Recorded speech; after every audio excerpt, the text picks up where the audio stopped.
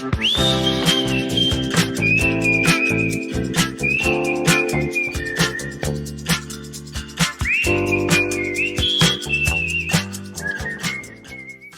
there's a delay when we were set. There it goes. I was hoping that this would happen. It was the same delay. So I really appreciate that I got to go after Ava, because I was so nervous today when I saw she was also talking about AI, because I respect your work so much. So I feel like I need an introduction because I'm not so well known in IGS or MEA. I am an associate teaching professor at Barron. At Penn State, I am the co-chair of the Joint Standing Committee on Artificial Intelligence, and I run a few organizations related to artificial intelligence in the world of education. And so one of those, if anybody's interested, I have a link at the end, is called the Educational AI Collaborative. It's just a space where we can talk about some of these concepts and explore them in a philosophical way. So today, what I'm going to talk about is something that I have been grappling with and trying to make sense of. I am new to general semantics formally, but as I was telling Corey last night, the ideas of general semantics have been with me since I started studying communication.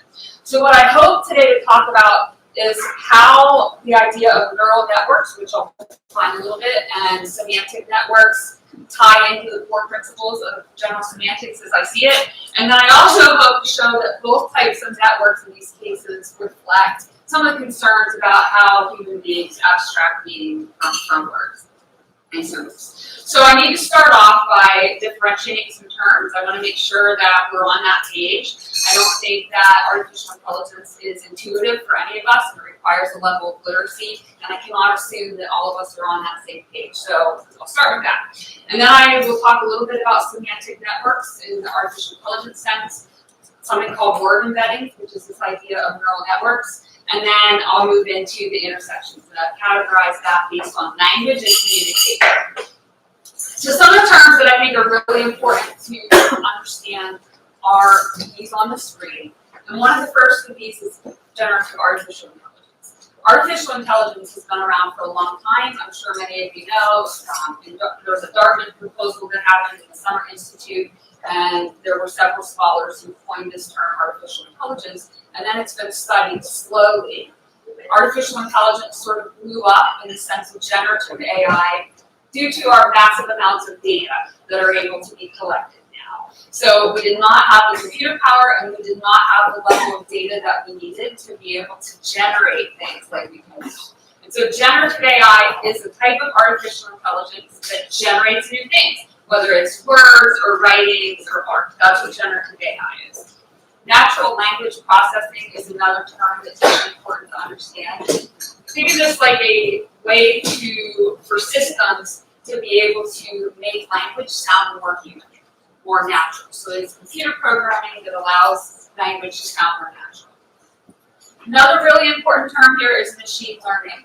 So for a very long time, and we'll see today, the artificial intelligence applications that we had to be programmed directly. There had to be a rule for everything that happened.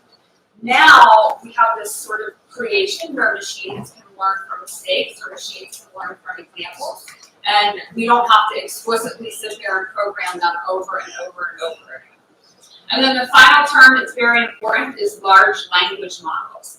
These are what we're looking at now. Large language models are the things that you hear. So for example, there's OpenAI has a large language model, Google has its own large language model.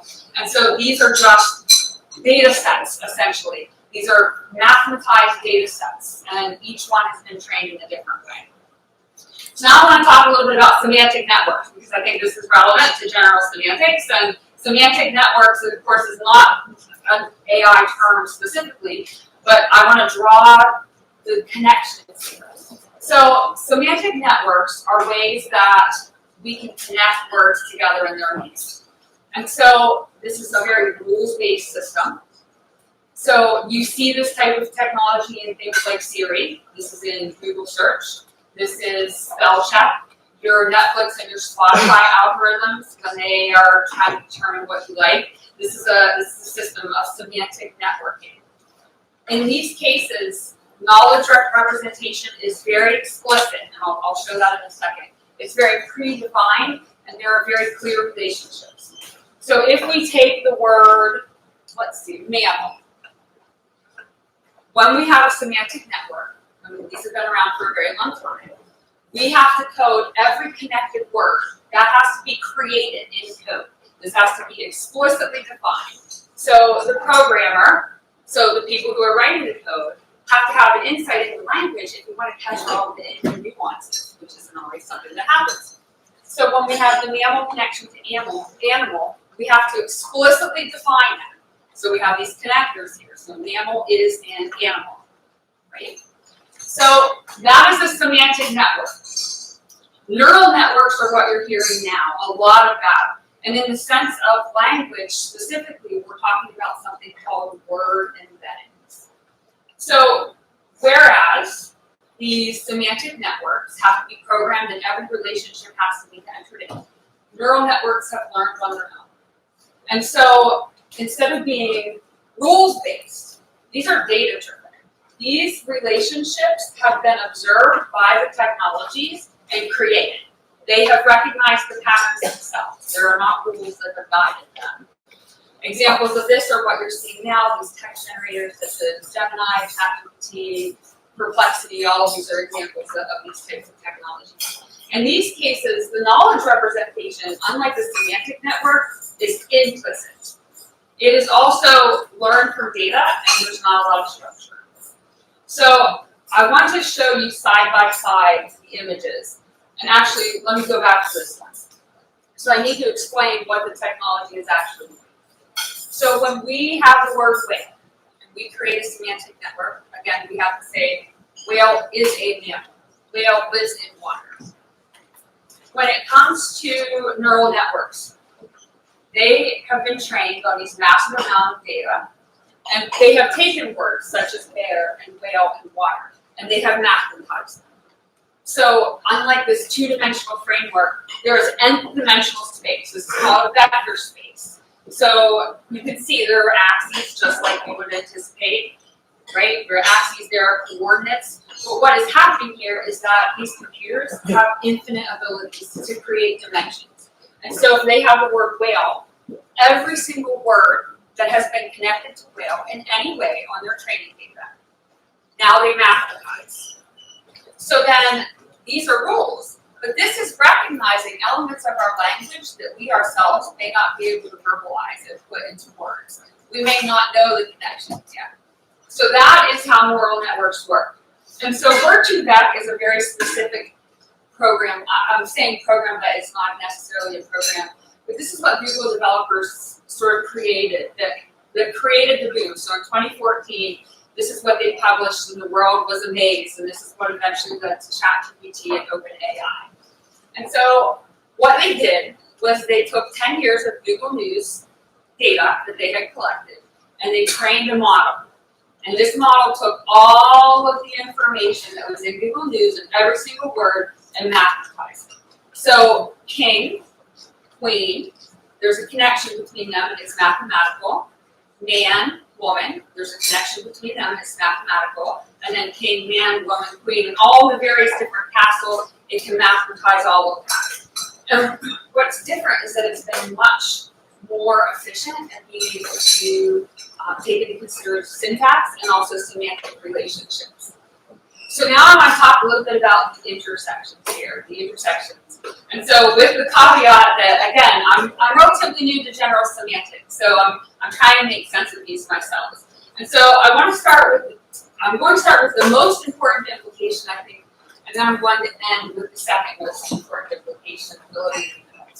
So if we look at the category of representation of knowledge, and we look at semantic networks, and we look at the notion of neural networks and word embeddings, the math is not a territory. I've heard it a million times. I learned about it in a course, and I think the relevance here, if we think about the representation of knowledge in semantic networks, we have the concepts, they have edges, which is the relationships, but those themselves do not represent the actual.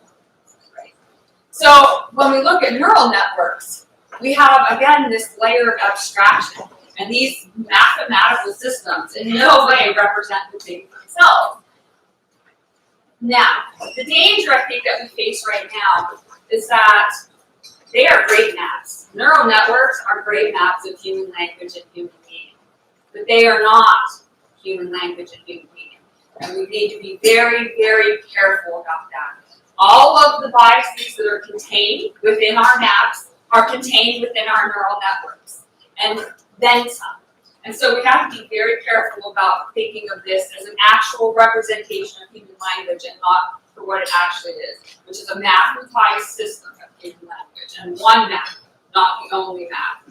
Another related concept here is about abstracting. And so my understanding of abstracting from a general semantics point is that there are levels, and the higher the abstraction, the more quantitative, the more subjective the meaning, the more we have to rely on that to be in a person versus an external definition. And so with a semantic network, we have multiple layers of abstraction that exist. And AI systems have to navigate these abstractions to make sense of this data. So then we have the abstraction from the neural network system. So we are able to capture some nuances in meaning, but again, we have this level of abstracting where everything is mathematized. So for time's sake, I'm going to skip ahead. The last thing that I think is really important is the idea of miscommunication. And when we're looking at semantic networks, we're relying on artificial intelligence to correctly interpret and understand the rules that we've created. And if we've created those rules incorrectly, we're going to get incorrect, miscommunicated ideas. When it comes to network or neural networks, this is to the nth power of abstraction. And so we have so many different biases, and we don't understand the mathematical connections ourselves. And so miscommunication, as you all see, I'm sure if you use ChatGPT, is very, very prevalent. We just had a conversation about the necessity of domain expertise to be able to interpret what you're getting from ChatGPT. This is a QR code to the slides. If you're interested, I'm going to put that up there. That will take you to a couple links. There was recently an issue on AI where a lot of people here are published in that. So you can link to that there, and then some of the other groups that I talked about. So thank you very much. I hope this was helpful.